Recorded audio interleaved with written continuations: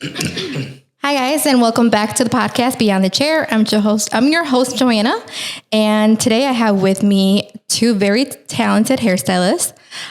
So Fredy and Jaszy. Hi. So if you want to go ahead and introduce yourselves, I already said your names, but a little bit about you. So I'm Fredy, 29. I've been in the industry for about 10 years. I live in the city. What else? Your specialty. I know you're a really good cutter. Yeah, right? So for the past 8 years, I've been doing just haircuts and styling, but I wanted to venture out and do a little bit more of like coloring. So still working on it. And you do extensions, right? Yes. I see. Extensions. Okay. And then I'll also add your Instagram to the video. Yep. Okay. So you guys can follow him. And Hi, I'm Jaszy. I've been in the industry for about 4 or 5 years. I specialize in blonding. I love a good blonde. I love extensions. Yeah. Oh yeah, I'm 22. I'm a baby. you are a baby. I'm a baby. So cute. She's so tiny. All right. So for today, our topic is mindset and manifestation.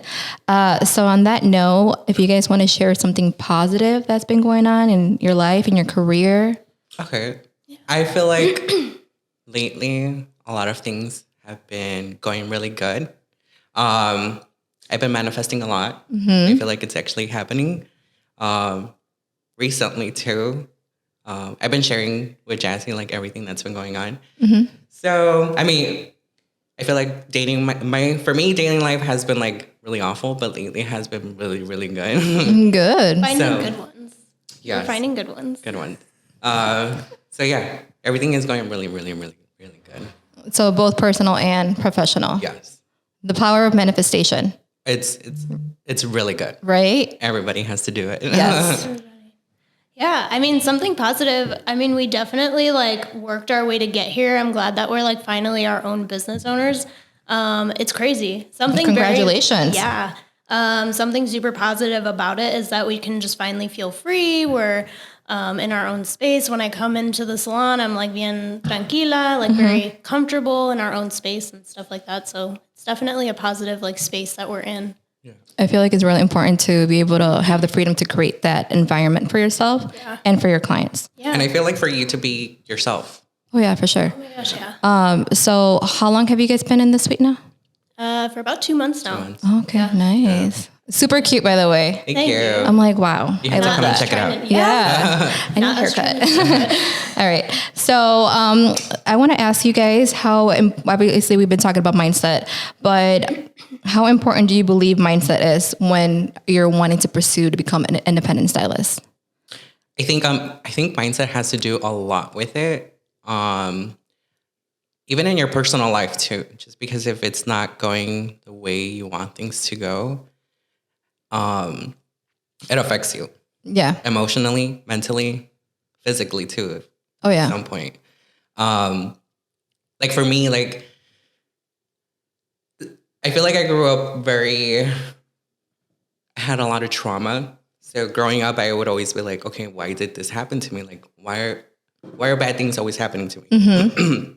So I feel like at some point you have to be like, you have to stop and look back and you're like, it happens to you for a reason, for you to grow and like be stronger. Because you have to be like strong-minded, I feel like, in this career. Very. Because it's very like, if you don't have a backbone, people can take advantage of you a lot. For Even sure. clients. Oh yeah. For sure. Very important to set the boundaries with everyone. Yeah. Yeah. Because both of you were not independent prior to this, right? Okay. So We've both always been commissioned. Yeah. I definitely think mindset, like if you know me and you know my posts that I post on social media, it's all about mindset. I think that your mindset controls everything. It controls your movement and it controls who you are as a person. It controls your work ethic, stuff like that.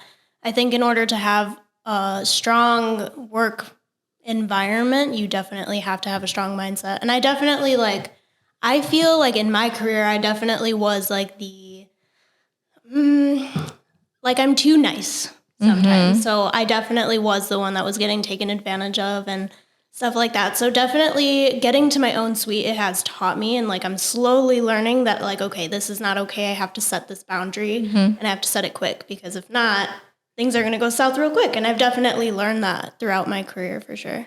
Has it been really hard based on like your personality, right? Because you said it's yeah. It's been hard, and I'm like, oh my God, don't cry. Because if you cry on this freaking podcast, it's okay. We want emotion. Yeah, right. It's a safe space. It's okay. Yeah, it's been hard. I think that the things that I was told in my career, like, you're only successful because of this, and you're only a baby. Like, I definitely get told that a lot. So it's you're usually the youngest in the room. Yes. Yeah. Yes. And it's very discouraging to be in a room with a lot of people that feel bigger than you. So I definitely have had a hard time making sure that I'm confident when I show up. That's why, like, when I present myself very confidently and stuff like that, just so that way I can have that against any of that. People talking shit. Yeah. Pretty much. I'm like, you know what? Like, I'm confident in myself. I'm confident in who I am. And no matter like how old I am, it doesn't matter. It doesn't. Yeah. Good for you. Yeah. It's Something to be very proud of. Yeah. So I've been in the industry for 16 years. And so when I started, because I was 16 when I started, same thing, I can relate to that. Yeah. Because I was always the youngest. In beauty school, I was the youngest. And so I went to school with all the señoras, and they looked at me like, oh, that's cute. She came to play with, with dolls, mannequins. Yeah. And then no one ever took me seriously. The teachers didn't take me seriously. My first salon job, once again, I'm young. They didn't take me serious. I remember the first time I took a client, I'm nervous as hell, right? And she's looking at me and she's like, oh, you're not like the assistant or like the girl who's going to wash my hair? Like, you're going to cut it? Yeah. Yeah, I'm going to cut it. And like, I've been, naturally, I'm a cutter. Like, Okay. I was cutting before beauty school when I was 14. Yeah. And so that's something I feel very confident. But anyways, well, I was, up here, my confidence, like, I'm about to take my first paying client at a salon, and she pretty much talked down to me because of my age. And so I could definitely relate to that. But it does push you to fight stronger, and Yeah. it's actually a good thing. I love it. I feel like I'm gonna get into the race too, because I feel like it does affect like Issue. Era buena. me, yeah. Era buena. Porque yo trabajaba. I'm gonna say it. She's like, I'm gonna say it. I used to work at a what's it called, corporate hair salon. So very predominantly white people. So I would always get embarrassed in front of clients too. Like, honestly, like I'd be like, why would she say that in front of my client? You know? And then what's it in my turn and be like, I feel like I would have that pressure of like, okay, I have to show them that I'm really good at it. Prove yourself. Yes. Right. And you know what? I do, you know? But then I feel like the winners are a little bit more cheaper. They're like, I'm done. okay, like, oh, that's too expensive, you know? But when it comes to like, otros buenos too, you're like, okay, I'll pay for it. You know? Right. I don't know. Yeah. I worked so I always worked, my salon is located downtown Elgin. And this was for a reason. Like, I lived in Elgin practically my whole life. And I never worked in Elgin. I always drove outside because I felt like people in my area weren't going to pay, or, you have that stigma of whatever. And so I was, in the beginning of my career, I was always chasing like, what now? I'm like, that was the wrong client. Right. Yeah. And so, but they almost make you feel like that's what if you want to make money, that's what you got to do. Yeah. Right. And so anyways, I always worked, in mainly like white people area. And, so yeah, when I wanted to open the salon for other independent stylists, I'm like, no, we're going to come and we're going to open it literally right next to like $5 haircut places and show everybody else, other stylists, that you don't have to charge $5, $10. Yeah. The location really doesn't matter. Yeah. But yeah, I worked in Barrington, and it was South Barrington, so you can imagine. And that's the last salon job I had before I became independent. Okay. And I was only there for 2 months, because that was kind of like, it was too much talking down on me, too much, even from other stylists. Like, why are you investing yourself so much on that type of hair? It's so much work. Right. Yeah. Do they even pay what it should be? And, and then my clients would bring some kids, whatever. So it would just add on to that. Right. And, but yeah, when you were saying right now about the wet hair, I told somebody, I was like, you know what? I get a bigger satisfaction knowing that I spent 2 hours foiling it And it looks good without extensions. Yep. Yes. I could have been done a long time ago, but it would have not turned out the same. And you know what I've noticed too? Like, people will pay for the hair. Oh my God. You know? They will. I think you just have to give them a price and then they start making like, like okay. a plan. Yeah. Exactly. It's the value. It's what you know, you just have to do a good job. It's different. Yeah. The clientele now that I have now is completely different. And I'm like, okay, I love this. I feel like Instagram has played a big role too, because it allows you, it's a platform that allows you to educate your clients and let them see why it is the price it is. Because Right. there's so much that goes into it. You get to show them all the work that you do and what it costs and stuff like Just, that. transparency of pricing has Yeah. helped a lot. Yeah, absolutely. So, all right. So moving on to the next question. So what practices do you guys do right now to help you with mindset? So the practices that I love to do, I love to journal. Like I like to write down my thoughts. I like to kind of check in with myself every now and then. And what I like to do as far as like goal wise, I like to act as if I already have those things. So when I write them down in a note, right, I write down, I have an ADR 8. Because if you write that every single day, you have that in your head. Gotta get on that. Yeah, I swear I have my notebook. I should have brought it. I love that. Yeah, so already kind of putting that into the life that you already have. Like maybe I won't have an ADR 8 for years, right? But you will. eventually my mind starts working and planning on how to get it if I'm writing it every single day. So I love to do that. Have you always journaled? Yeah, I've always journaled. I think that writing has always been like something that spoke to me as well as music. Like music and writing have always been like my thing, where it's like I can sit down with myself and I can talk to myself and I can write the feelings when I knew that like at some point I was definitely like alone. I feel like I've definitely always had to control my thoughts myself, and I didn't really have the help from like family. Not that they weren't there for me, but like I felt like it was only me and me alone trying to get where I wanted to get. So journaling was always like my outlet for sure. Yeah. Something that I've always wanted. I practice. Yeah. I need to start because I know like there's such great outcome that comes from that. Yeah. Yeah. Journaling in nature, my favorite. I feel like it's a little different with me. Because Yeah? I've never really been into like the manifestation until like recently, 2-3 years ago. I think with me, I come off very outgoing, but I'm not. I'm very like, I get anxiety a lot being surrounded by people. Okay. So what I've been working on with that, like manifesting and like doing all that is like, I like to go to the gym, like get all my frustrations out. Journaling, I definitely do a lot too. I like to write my feelings out, everything. And then this is probably gonna sound weird, but every full moon, I have a Palo Santo. I turn it on. I'm like, I feel like I manifest what I need versus what I want. So I know I need like to be healthy, mentally, just be good. Like, I don't have to go to the doctor, that type of thing. Yeah. Yeah. It's very spiritual. Yes. You have crystals? I do. Yeah. Yeah. I have some. Starting to get into it. Okay. My sister knows more about it. So. I have 2 in my bag right now. Yeah. I keep them mine at the salon and in my bedroom. Okay. And then downstairs. When you walk in, I heard actually, that one of my friend's clients gave it to me because she saw me. It's a weird story, but she saw me. She's like, "You need this in your life right now." And I was like, "Okay." Yeah. What kind? I don't know. It's the blue one with the black.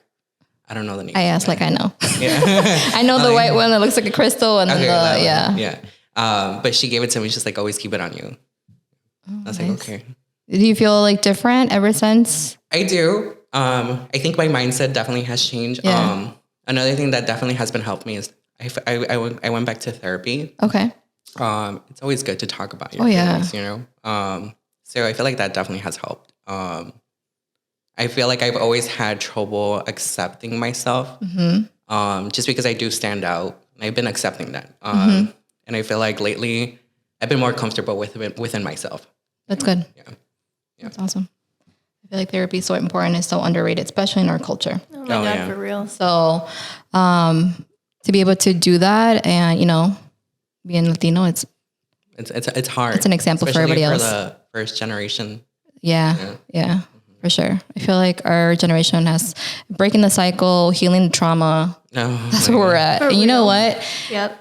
Me as a mom, when you have kids, you realize all the trauma that you didn't realize you had. Because then you start parenting. Girl. And you're like, love my parents and they did as great as they knew how to. Yeah. But it's a different Generation. Yeah. Like they're in survival mode. Yeah.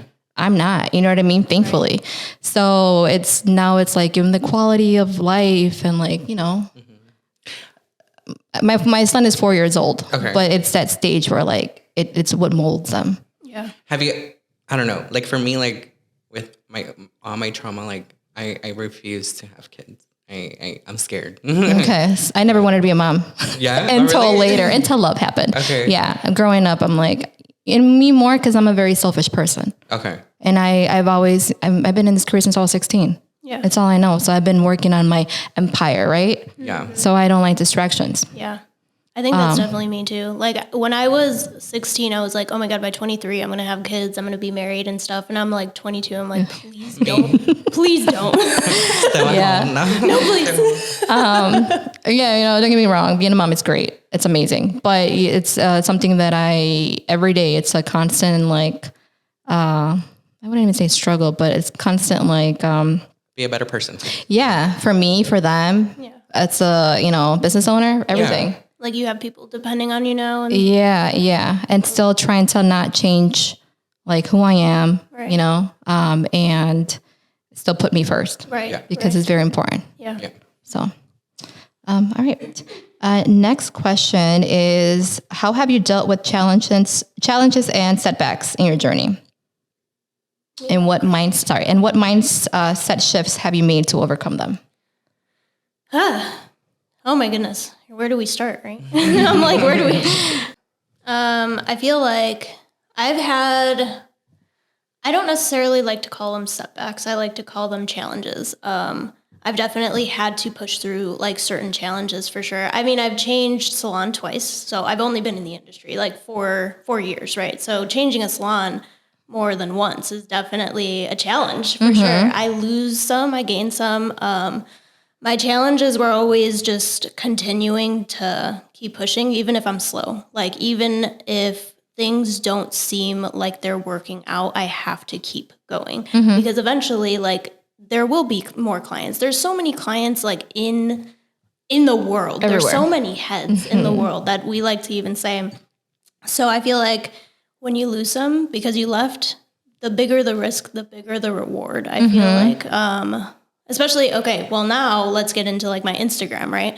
So I'm like year, oh my gosh, this year I was like, oh my gosh, like I'm finally at 1,000 followers. And like 1,000 followers by no means is a lot, right? But it was a lot to me, right? Yeah, you worked your ass off for it. Oh my gosh. So much work. And then someone just stole it.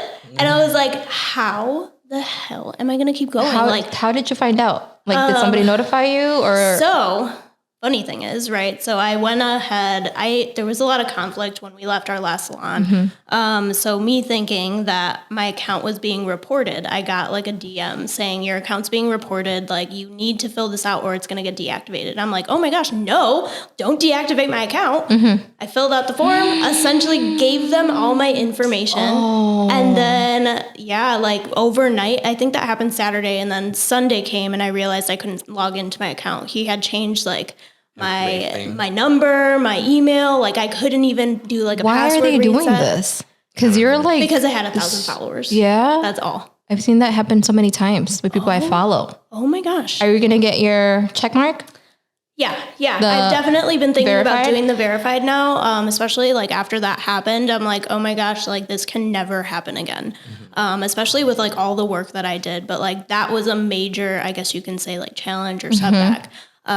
So we're just every day we're posting reels. We're going to keep going. I think that when those things happen, like my mindset used to be like, oh my gosh, I'm crumbling. I'm falling. Like I'm crying every single day. Like, why is this happening to me? But I realized like when these things happen to you, they happen for you and they happen to make you stronger. And that like definitely tests your patience and it tests who or what your character is. Are you going to continue to fight, or are you just going to sync with it, you know? Mm-hmm. So every day I gotta hang out with you more often. Because, you know, I'm a firm believer, like it rubs off. Yeah. And I love how positive you are. Yeah.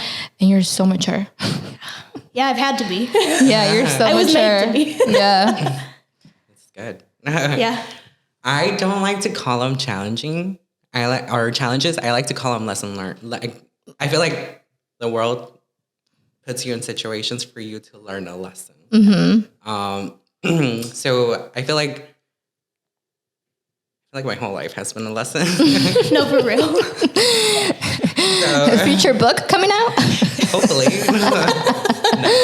No. But I feel like with the industry, I feel like, okay, like same thing. Like I got embarrassed at where I used to work. And like, I feel like you start to notice like who is really supportive and who isn't. So I feel like I just started to learn how to like block people. Even I feel like even when I do that, people just make me feel bad about it. Mm-hmm. You know, and I'm like, well, you gave me a reason to do it. You know, and lately I've been learning not to feel bad about that because I'm very like.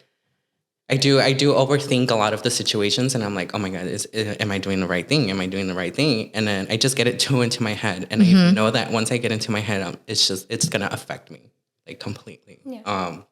So I think I've just been learning how to like put myself first in every situation, whether it hurts someone's feelings or not, you know, because I feel like at the end of the day, I have to worry about me, you know. So. I don't know. I have a lot of examples that I could give you. You said what year do you want? Right. What year? How old do you want? But yeah, I feel like life gives you lessons that you have to learn, and if you don't learn them, they're gonna keep continuing coming until you learn that lesson. Because if you don't learn it, you're just in that same cycle over and over, and if you don't break that. You're just stuck. You know? I listen to a lot of podcasts about like mindset, manifestation. And so that's something that I always say. It's when something happens to you, it's like seeing it in your perspective. It's like, what lesson is this teaching me? Yeah. As opposed to, you know, negatively looking at it. Right, yeah. Right. Because I told Jazzy, I have a situation with my cousin, and I told her, I'm like, you keep putting yourself in that situation, and you know the situation. You could take it and go with it and be miserable, or you could look at it differently and be like, okay, this happened to me. Let me keep moving forward and see, like, find a way that it's not going to happen again, but definitely put myself first and think about, like, is this working for me or not? What can you change? So I have a question. We'll start with you, since this goes very with what we're talking about. So how do you handle self-doubt and imposter syndrome? Oh my God. Because that's what we're talking about. That's something that happens to everybody. Yeah. You know? For me, it's very, lately I've been really, really good, but I feel like it's been very difficult to overcome that. I feel like like I said, I get too much into my head to the point where like, I start asking myself like, okay, this is happening to me because I deserve it. Or is it because I have to learn something off of it? You know, like, leaving the second salon that I was at, I started to notice things similar to my first salon. So I was like, okay, yeah, the universe is putting me in this position again to learn that lesson again. Like I need to get away from that, you know, because and then it just affects you. And when I start getting affected mentally and like I overthink, it starts affecting my work and then my dating life and then my relationship with everyone. And I don't like that. Right. You know, I get too close off and then I just like being alone. You shut down. Yeah. Yeah. Okay. Yeah. How about you? Imposter syndrome. I mean, I'm 22. So it's like every single day I wake up, I'm like, who am I? Like, am I actually supposed to be here? Like, am I supposed to be talking to an attorney about business right now? I'm 22. I just turned 21 like last year. I should be partying. So I feel like imposter syndrome is definitely a thing for me. Like I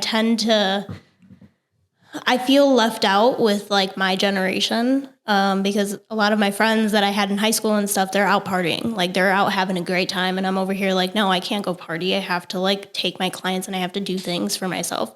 So imposter syndrome, it's weird. Like my business is my business and I have to like almost remind myself that like I'm my own boss now. Like I can't be out and playing. And I never really was like that. I think in high school, I definitely got most of my partying out in high school. Like I would go out and party and drink or whatever the heck. And then once I graduated, I was like, okay, now I got to buckle down. I need to figure out what I want to do with my life. And whether that takes 2 years, 3 years, I need to figure it out so that by the time I'm well off, right, I can go ahead and I can go party and not have to really worry about any of that. So, yeah. I feel like I see myself in Jazzy a lot. Me right now. Literally Like, me. that was me in high school. Because I went to beauty school when I was a junior in high school. Oh, really? Yeah. So like I would get off school at whatever time that was, 3. And then I had to be in beauty school by 5 till 9 and then go home and do homework for both. And do it all over again. And then Saturdays, 8 to 4. Oh my gosh, yeah. And I still worked because I like to make my own money. Yeah. So I had no social life. Yeah, no. I have not, no. No, my best friend is Diego. Buzz. My boyfriend. I call him Buzz, just so everyone knows. I tell her, I'm like, I tell her all the time, I feel like you should be very proud of like being a business owner at 22. Because my story was completely different. I was partying at 21, 22. Me too. Because of high school. And I stopped because of COVID. I had to stop. Like I can't go out. There ain't no bars to go to. That's why I'm telling you, like my manifestation started like 3 years ago. So COVID was a good thing for you. Yeah, it definitely was because I feel like when you're alone, you start healing yourself. So I started healing all my traumas and everything. Scary. But you definitely have to, and I tell her, I'm like, you should be very proud of who you are and how old you are and how mature you are, because I used to be that person that was out every weekend drinking and everything, seeing the same people and everything, but it doesn't change, you know, because you see the same people and everything. And so you're not missing out. Trust me, you're not. I definitely think that I get my work ethic from my mom. She like, really quick, like my dad passed away when I was 14. So after that happened, like my brothers definitely had to like try and become the men of the family. And my mom definitely had to become the man of the family as well. So watching her work she still does this till this day. She wakes up at like 4:30 in the morning and doesn't get back home until like 11 p.m. at night. And that was definitely just to like provide for us and make sure that we were good, even if it was just her. So watching my mom kind of go through that, I'm like, oh my gosh, eventually, like, I don't want her to pay anything. I don't want her to work. So, I mean, if that means I have to work now, I will work now in order to give my mom that kind of life. So, That's awesome. Yeah. Are you the only girl? Yeah. Yeah. Yeah. I'm the baby. How many siblings do you have? I have 2 brothers, and they're both older than me. So I'm 22. We're pretty gapped out. So I'm 22. The middle child's 29, and then the oldest just turned 40.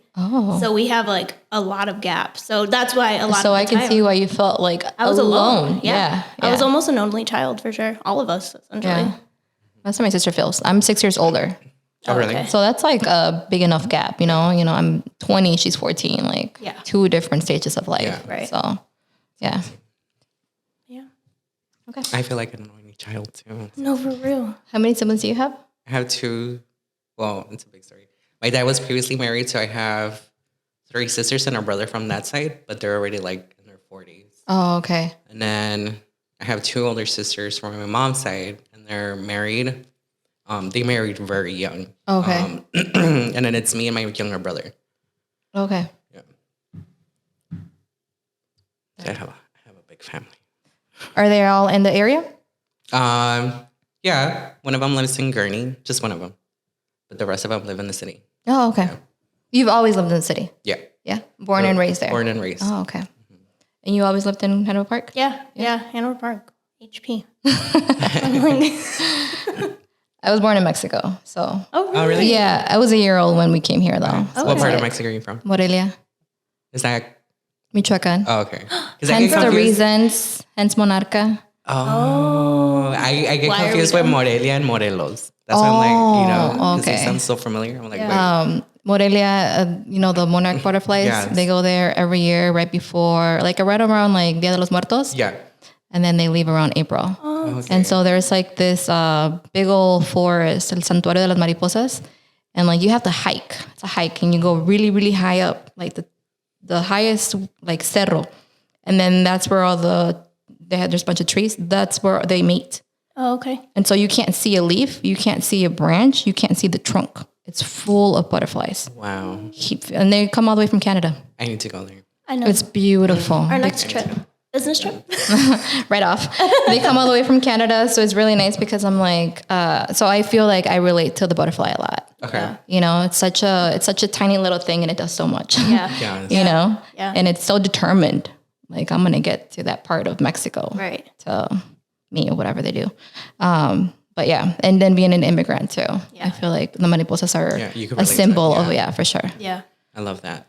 Yeah. Okay. So we have one last question and it's, I think you guys have already had shared some, but share any personal stories or examples where the power of mindset has played a significant role in your career. So pretty much everything we've said. Yeah. I don't know if you guys want to add anything else. Yeah.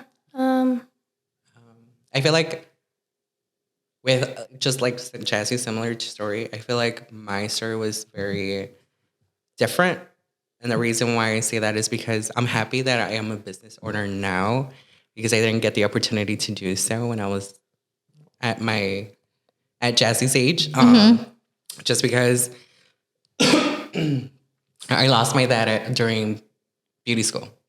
So I feel like when you're the oldest male son in the family, I feel like I had so much pressure to like, okay, I need to help my mom to pay bills and everything. So I think that's why I jumped into a corporate hair salon to start making money and everything. So I never got the opportunity to do what Jazzy's doing now. And I feel like I didn't heal from it, so that's why I was partying a lot. Because I feel like at 19, you definitely need you need a father figure. Yeah. Like I don't know how to change a tire. I don't know how to do that. So I need that. You know, We gotta learn together because I don't. but just I needed advice from like a fatherly figure. So now looking back, I'm like, okay, I feel like everyone's journey is different. And I have to accept that because I was always hard on myself. Like, oh my God, why am I always comparing myself with others? You know?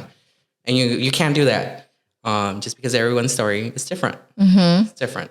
But yeah, you grow up to be stronger for yourself. You have to. Yeah, for sure. Kind of don't even have a choice. Like, I remember when I was younger, like my dad was my best friend. So like when I lost him, it was a hard hit. Like it was me and my dad everywhere. Me and him against the world all the time. Daddy's little girl. Yeah, I was daddy's little girl. So when he passed away, I knew that I was destined to be something more. Like I was like, okay, like what else can you take from me? Like other than my best friend, like what else? And I'm only 14 at this time. So I think that that's where a lot of like my mindset comes in. And it's like, I will not be anything less than what my dad knew that I was. So every day you wake up and you become a better person and you try to be better than you were yesterday. And like you definitely, for the people that you lose, like you're living for them. So give them a show. Like don't let them see you fall because they have you, you know? I like from my point of view too, like I feel like everyone has a purpose in life. Oh yeah. You know, like I feel like I always question like what's my purpose? Like what's my purpose? Like what really is my purpose to be here? Why did I have to go through what I went through as a kid, growing up, losing my dad, everything, you know? So I feel like you have to learn like or have to accept like, okay, there is a purpose for you to go through all of this. Like for me, I feel like my purpose is to like break those curses that are like passed down and just speak out about mental health and like it's okay to ask for help. It's okay not to be good, you know, like, and I feel like I'm not really close with like both sides of my family. Like some of them I have them blocked and everything because I feel like they still live in that old school mindset. And every little thing they brush under the rug, you got me? So I'm like, Yeah. I don't want to be part of that, you know? So I feel like my purpose in life is just to make a difference for myself, but also for my nieces and nephews. Because those are like my kids. I love that. Yeah. You're doing it for them. Yeah. I love that. That's nice. Well, for me, I feel like because I am an immigrant and, I was a year old when my parents came here, I saw the firsthand, even though I was a baby, but growing into that, I saw the struggle, right? That it is coming to a country, leaving everything behind and try to make something for yourself and you're at that point, me, the baby.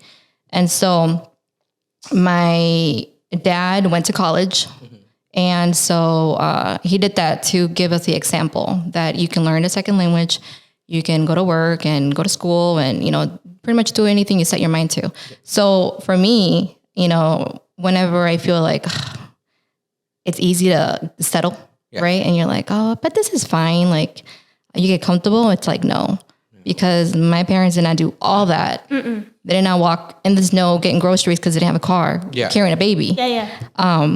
For me to settle. Yeah. No. So it's something that pushes you forward for sure. Yeah. I definitely heard there was this one quote and it was like, this has something to do with babies, so it's not exactly alike, but they're like, your ancestors fought a saber-toothed tiger so you can say you don't want kids. And I'm like, no, like my ancestors fought so hard that like for me to not be anything and like for me to not be more than what I believe that I should be is just a dishonorable act almost. They fought so hard. Yeah. Honestly, I'm gonna get a little into my feelings, but you actually inspire me because with your story, like you're telling me that you migrated here. I always get told this a lot.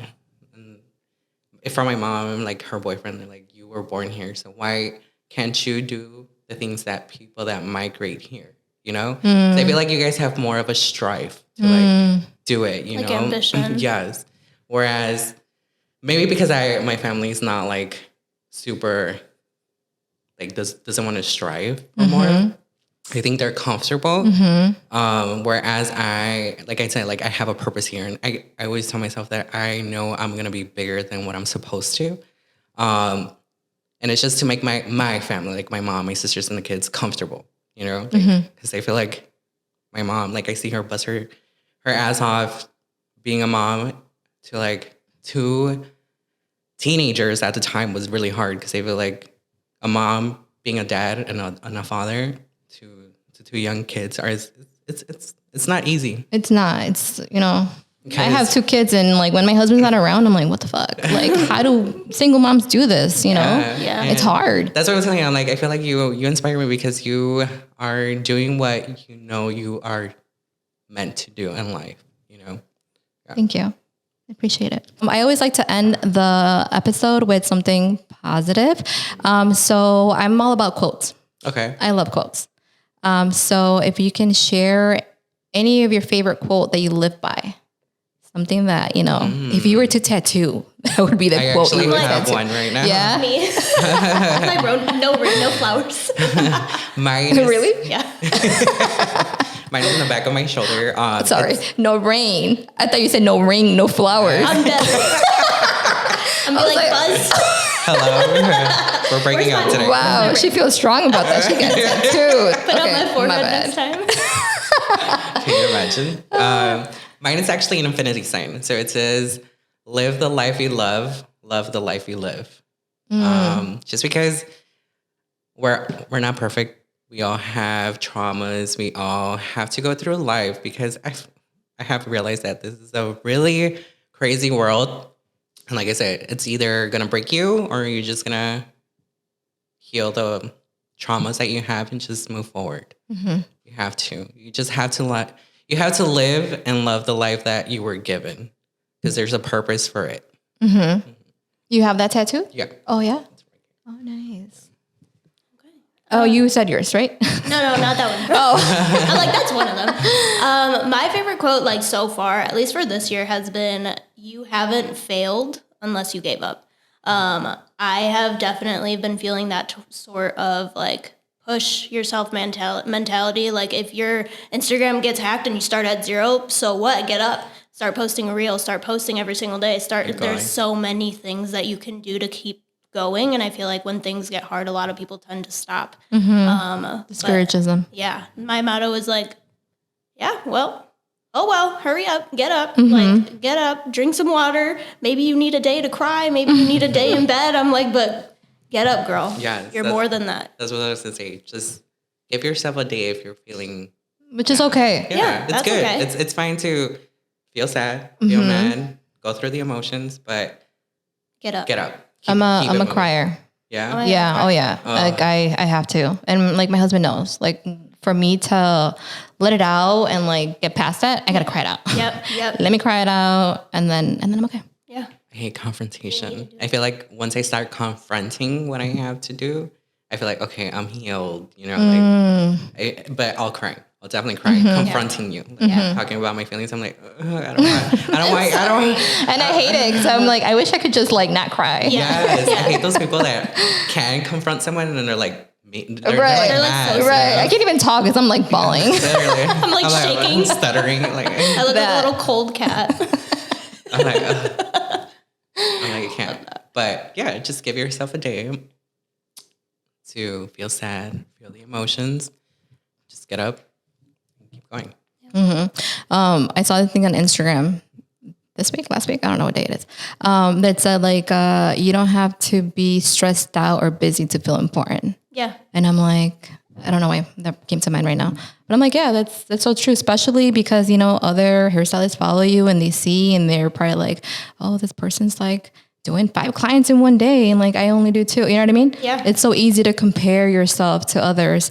And, or if you're not stressed out as that independent stylist, because you're also a business owner, you feel like you're not doing enough. Yeah. You know? I definitely have those days where I'm like, if I'm not doing something, I feel guilty about it. Like if I'm watching TV, Yeah. I feel guilty about it. I'm like, there's something you should be doing. Like, what are you doing? We're not there yet. We don't have the time to sit down and watch TV. We should be at the gym. But sometimes like you definitely need to give yourself that time. Like it's okay. And you don't have to feel guilty about it. And there's days that you're going to be super busy. So like you might as well spend the time like that you have to relax and focus on how you're feeling. How are you doing? I was always a workaholic till kids. Yeah. So Yeah. I feel like too, like you have to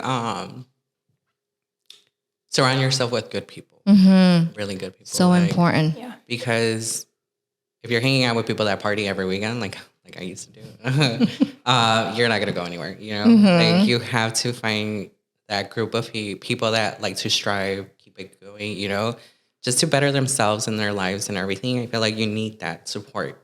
Which makes the circle smaller, right? Yeah. Oh, Because I gosh, went through that. So I was, you know, so focused in high school. Then comes, you know, my early 20s and I'm like, whoa, party. You know what? I've been having a difficult time accepting that my circle's getting smaller. Just because people do say that I look outgoing, but I'm really not. But looking back, I'm like, okay, well, why isn't my friend hitting me up? Or like, was she really my friend though? Like to begin with, you know, like was she only hitting me up when she wanted to go out to drink, you know, to get drunk? But yeah, your circle does get a lot smaller. It does. For sure. And that's okay. And it's not us. No. And it's not them. No. It's just the way I look at it is like, we just don't have much in common anymore. Not anymore. You outgrow people. And then that's fine. And you that's know? sad. Like, I feel like I'm definitely at that point in my life right now where like my friends that I used to have, like they're slowly like not, like I can't relate to them anymore because I don't want to go out and I don't want to, I don't know, spend my time doing certain things. So it's almost like you're grieving relationships almost. Like you definitely have to take the time to like be like, okay, this makes me sad and I'm upset that like this is wrong. Like I can't talk to my friend about this because they don't get it. But I think that's the part of you that's growing and that's the part of you that's going to be striving to continue to be bigger and better. I feel like that when I got my shit together, which is when I became independent and I had my suite and everything, that's when I'm like, wait, where are my friends at? Yeah. And I got lonely. Yeah. I got lonely for sure. And but looking back at that time, I'm like, I love them. They were my best friends during that time and we had so much fun and it was great. Yeah. You'll cherish like those memories anyway. But I keep telling Jessie to like be careful because now that we're striving to be better and we are gonna be better, we are better, we will be even better. I keep telling her like just be careful because people see that and people want to come back into your life, like just to be part of it, you know? And some people are good to be around, like to be part of it too, but some people you really don't need, you know? Or they might look at it and take it the wrong way. Yeah. Which I got that happen. Like, oh, ya te cree mucho? No, not really. I'm like, no. I'm just tired. I don't want to be out. No, I'm down for dinner and at the club. Sorry. Like, past that. I'm down for 2 drinks and that's it. All right. Anything else? No. This was awesome. Yeah? Thank you for having us on here. I feel like this was definitely like such an exciting thing for me. I was like, oh my God, a podcast. And then I saw your last one and I was like, oh my gosh, that's such a cool like concept to be able to like get hairstylists in here too. Yeah. So thank you. I hope that this is not the last time. No, absolutely not. Hopefully I look forward to having you guys back again and do different topics. I feel like this is a good to like, I feel like once you get out of your comfort zone, you're growing even more. So I feel like this is a step to like something even more bigger. Yeah. So yeah, I love this. Thank you. You're welcome. Thank you. Yeah. Yeah. Perfect. All right. you. Well, once again, thank you guys so much for joining me, and thank you guys for watching, listening. That is it. Make sure you hit the subscribe button and stay tuned for the next episode. Bye.